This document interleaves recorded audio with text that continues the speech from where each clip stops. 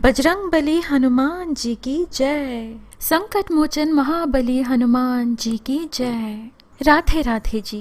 पवित्र वचन YouTube channel में आपका हार्दिक स्वागत है। मैं हूँ कात्यायनी। दोस्तों, श्री राम जी के सबसे बड़े सेवक हनुमान जी की पूजा से जीवन में बड़े से बड़े दुखों से निजात पाया जा सकता है। कलयुग ही नहीं, हर युग में हनुमान जी अपने भक्तों के समस्त संकट हरने वाले भगवान माने जाते हैं। यही वजह है कि उन्हें संकट मोचक नाम से भी पुकारा जाता है। अष्ट सिद्धि नौ निधियों के दाता हनुमान जी अपनी बाल अवस्था में बहुत ही शरारती थे। उन्हें बचपन में श्राप मिला था कि वह अपनी सारी शक्तियों को भूल जाएंगे। किसी दूसरे के याद करवाने पर ही उन्हें अपनी शक्तियां याद आएंगी। संकट मोचन हनुमान अष्टक के माध्यम से भक्त हनुमान जी को उनकी शक्तियों का स्मरण करवाते हैं और उनसे अपनी समस्याओं को अंत करने के लिए प्रार्थना करते हैं। संकट मोचन की कामना से ही श्री हनुमान स्मरण के लिए यही सबसे आसान और असरदार स्तुति है। महान विद्वानों ने कहा है कि हनुमान अष्टक का पाठ करने के लिए कोई विशेष नियम नहीं है। इसका पाठ कभी भी कहीं भी किया जा सकता है। आइए अब आपको हनुमान अष्टक के हर एक पद और उसका भावार्थ समझाऊंगी।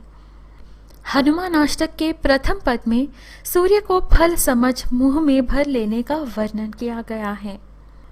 बाल समय रवि भक्षि लियो तब तीनहु लोक भयो अंधियारो, ताहि सो त्रास भयो जग को, यह संकट काहू सो जात नटारो।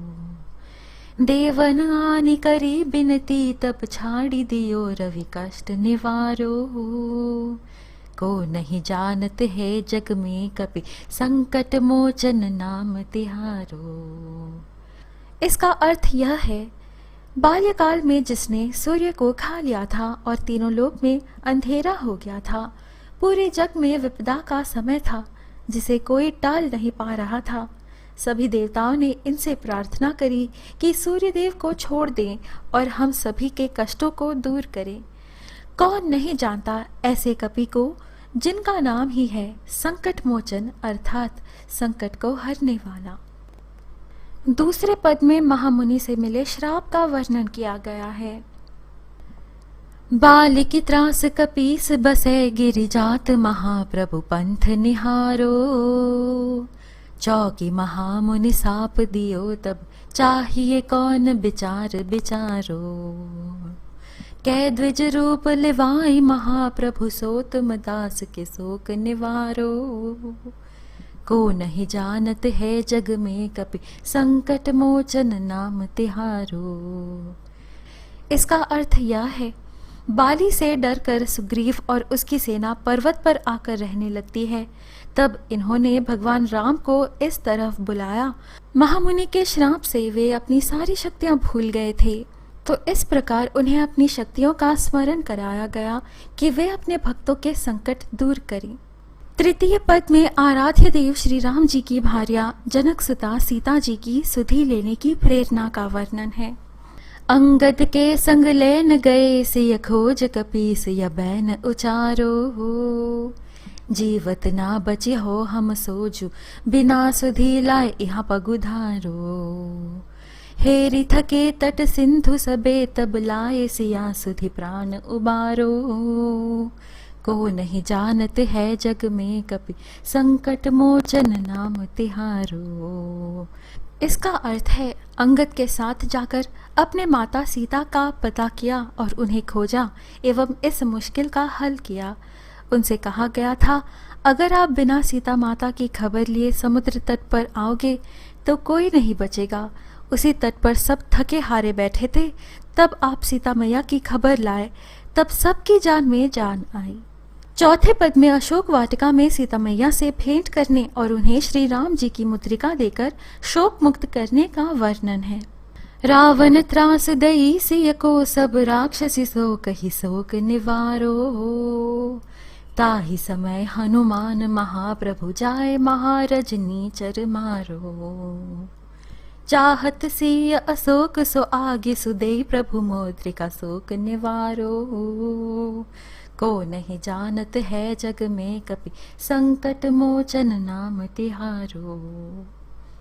इसका अर्थ है रावण ने सीता माता को बहुत डराया और अपने दुखों को अंत करने के लिए राक्षसों की शरण में आने कहा।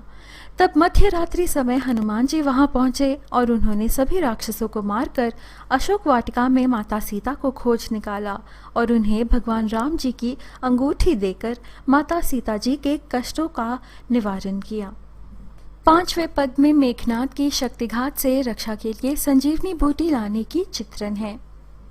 बान लागे उर लक्ष्मण के, तब प्राण तजे सुत रावण मारो। लय गृह बैध्य सुषेण समेत, तबै गिरी द्रोण सुबिरु पारो। आनि सजीवन हाथ दिए, तब लक्ष्मण के तुम प्राण उबारो। को नहीं जानत है जग में कपि, संकट मोचन नाम तिहारो।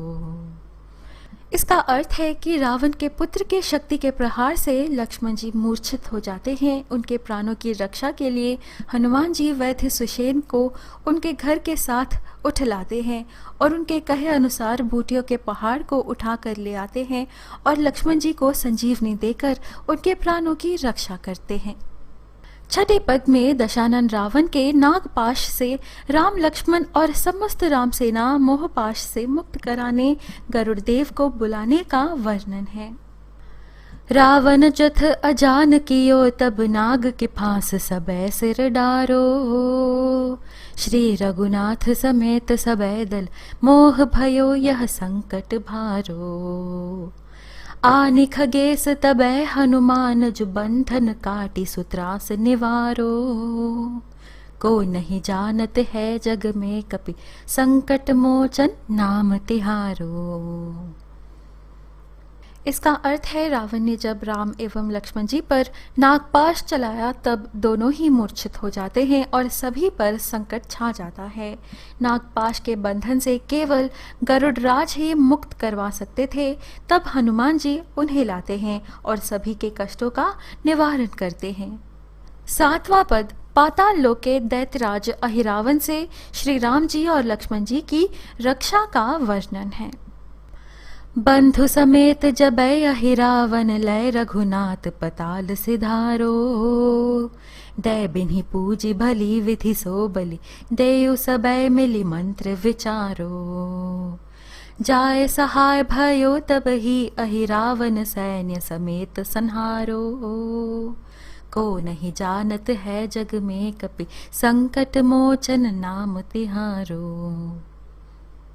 इसका अर्थ है एक समय जब अहिरावण एवं महिरावण दोनों भाई भगवान राम जी को लेकर पाताल चले जाते हैं, तब हनुमान जी अपने मंत्र और साहस से पाताल जाकर अहिरावण और उसकी सेना का वध कर भगवान श्री राम जी को वापस लाते हैं।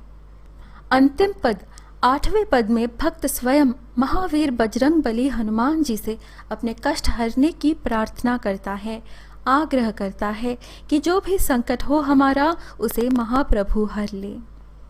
काज किए बड़ देवन के, तुम वीर महाप्रभु देखि विचारो। कौन सो संकट मोर गरीब का, जो तुमसे नहीं जात है टारो। बेगी हरो हनुमान महाप्रभु, जो कुछ संकट होए हमारो। को नहीं जानत है जग में कपि, संकट मोचन नाम तिहारो। इसका अर्थ है भगवान के सभी कार्य किए तुमने और संकट का निवारण किया, मुझ गरीब के संकट का भी नाश करो प्रभु। आपको सब पता है और आप ही इनका निवारण कर सकते हो। मेरे जो भी संकट हैं प्रभु उनका निवारण करो। दोहा। लाल देह लाली लसे, अरुधरी लाल लंगूर। वज्र देह दानव दलन, जय जय जय कपिसूर। अर्थात लाल रंग का सिंदूर लगाते हैं, देह भी जिनकी लाल है और लंबी सी पूंछ है, वज्र के समान बलवान शरीर है जो राक्षसों का संहार करते हैं। ऐसे श्री कपि को बार बार प्रणाम। प्रिय मित्रों, इस प्रकार संकट मोचन हनुमान अष्टक संपूर्ण होता है। आशा है इस वीडियो के माध्यम से आप हनुमान अष्टक को सरल हिंदी में समझ पाए हैं और यह भी आशा है कि आपको यह वीडियो अच्छी लगी। इस प्रकार के और वीडियोस पाने के लिए कृपया हमारे YouTube चैनल पवित्र वचन को सब्सक्राइब करें। फिर मिलेंगे अगली वीडियो में। संकट मोचन हनुमान जी की जय।